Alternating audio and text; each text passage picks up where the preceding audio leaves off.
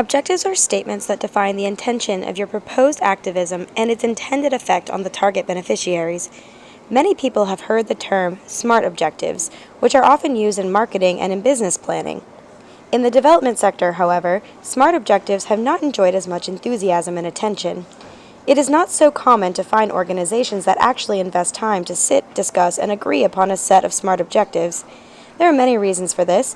Writing objectives can be time-consuming or require you to think about aspects of the campaign that you haven't had time to consider yet. In our experience, we have found that organizations that dedicate time to setting SMART objectives are often more successful, focused, and goal-oriented.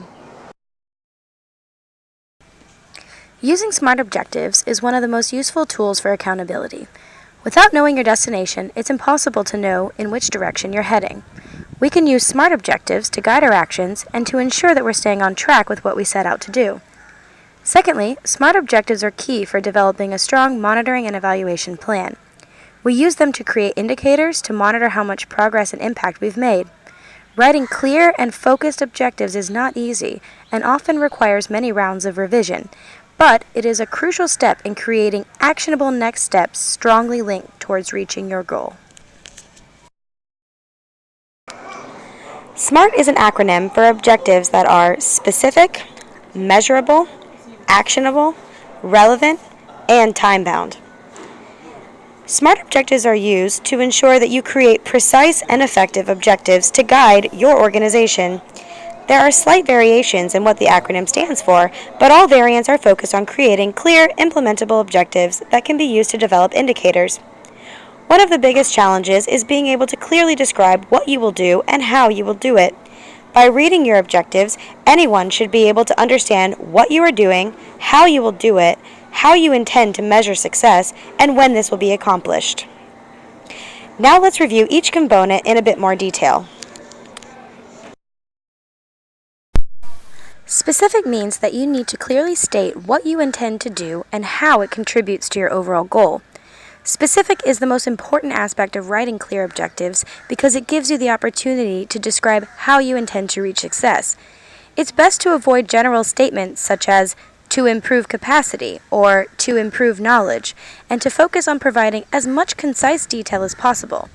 Instead of saying improve capacity, you could elaborate on how you will make this happen, whether it's through a workshop, a course, community meetings, or peer mentors.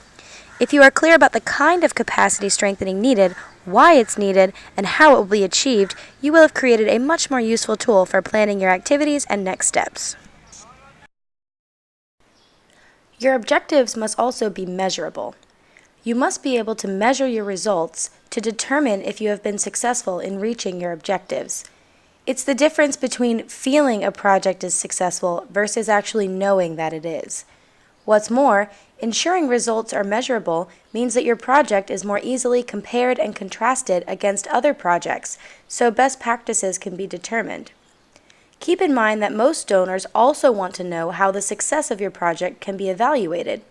Therefore, your objectives must also enable a donor to monitor the progress of the project and to assess the final results. For example, a good objective would state how many people will be participating in a capacity building session, how many people will be trained, etc. As good practice, write that at least X number of people will participate or be trained or gain a skill, etc. In doing so, you will provide a minimum benchmark against which your results can be evaluated, and it will also make clear that a specific number of individuals will successfully take part in the project and benefit from the organized activities. Objectives must also be actionable. This means that you can realistically translate the objective into tangible activities that will lead towards achieving the objective. Your objectives should be seen as action statements that clearly demonstrate how you will achieve them, rather than passive, general statements about your program. As you work towards making your objectives actionable, consider questions such as, does your organization have the resources and skills required to accomplish what you're planning to do? For example, if your objective states that you will increase voter turnout by 40% in the upcoming election, it is not sufficient unless you lay out how this will be accomplished and ensure that you have the internal capacity to make it happen. If you're collecting data, consider how it will be used. Can the data be used to enact change? Research your community and make sure you know whether your project is likely to be welcomed or whether it is needed. Set achievable targets. For example, do not claim that a year-long project will produce radical change. Rather, set clear objectives that can be fulfilled and see each objective as a contribution towards a bigger goal. Remember that the success of the project will also determine your chances of obtaining more funding, so be sure to set realistic targets and demonstrate success through actionable objectives. Relevant means results-oriented. Your project should be able to answer the question like, why should this project be done? Or what impact will this project have? If you are successful at reaching your objectives, they should contribute to your overall goal. Setting objectives that are not directly connected to your overall goal are not relevant and therefore are not useful. Beyond your overall activism-related goal, ensure that objectives also parallel your organization's strategic plan, are in line with the SDGs, and are consistent with community needs and priorities. Remember to also ensure your objectives are time-bound.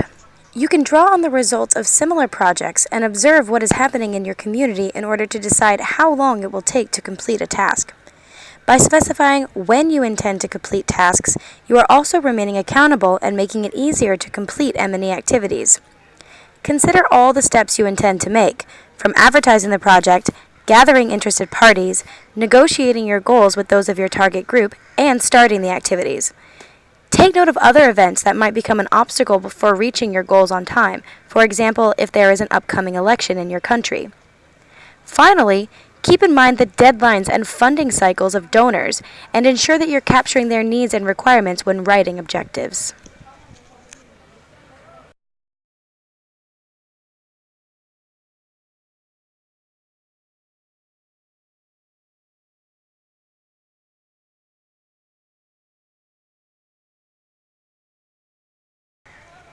Lastly, remember that life is unpredictable.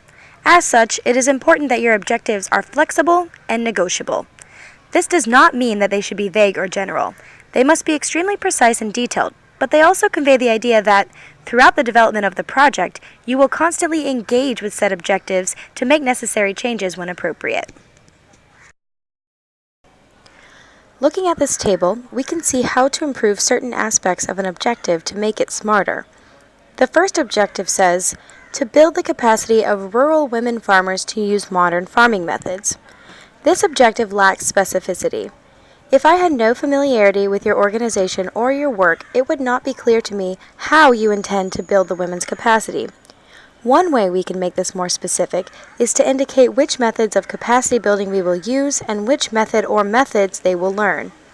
In this case, we have made it more specific by saying that we will use applied training workshops as the method of capacity building, and that we will train the women in the development and management of permaculture gardens.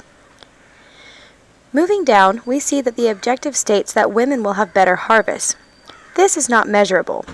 There is no way to numerically determine if this has been achieved or not if you do not specify what success would look like within the objective itself. We've improved it by stating that the profits from selling their crops will be increased by 15% in the first year. You can see that the measurement shifted from harvests to profits. This is because you need to consider what you can reliably measure. Without certain measurement tools, assessing the size of the harvest can be difficult and variable. We decided to rely on profits because it is a more easily monitored figure, but also serves as a proxy measure for our goal, which is the economic empowerment of women. By stating that you want to improve the livelihoods of rural women farmers, you are not saying anything actionable. By reading an objective, general steps that should be taken should be clear to the reader. The next objective, which mentions that women should be able to pay for their children's school fees within a month's time, is neither relevant nor realistic. The goal does not mention school fees, and it is not realistic to assume that this can be accomplished within a month. Combining both of these to make them more actionable, realistic, and relevant, we have improved the objective by saying that we will improve the livelihoods of rural women through economic empowerment by conducting applied capacity building workshops in permaculture gardening. This statement includes who we will target, what we will do, and why we will do it. Finally, any objective that uses vague timelines such as in the near future or soon is risky. Timelines and deadlines are important for accountability and monitoring whether your activities are being implemented on time. To improve this, we have added how many workshops will be conducted and a deadline for when this should occur by.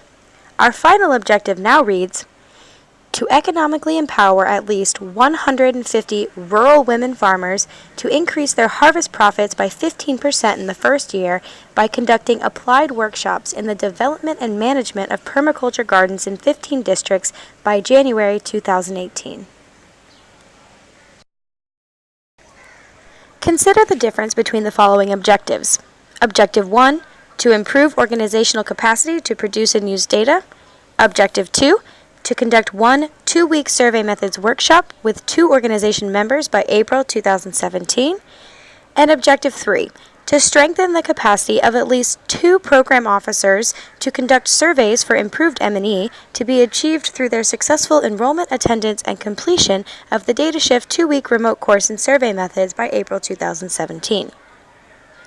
Objective 3 is much more specific about how organizational capacity will be improved, how it will be measured, and why and when this will be achieved.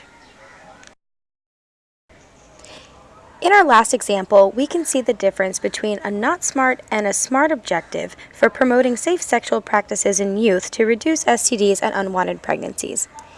It's clear by reading the difference between these 2 objectives that your SMART objective will be much more useful as you move forward planning your activities.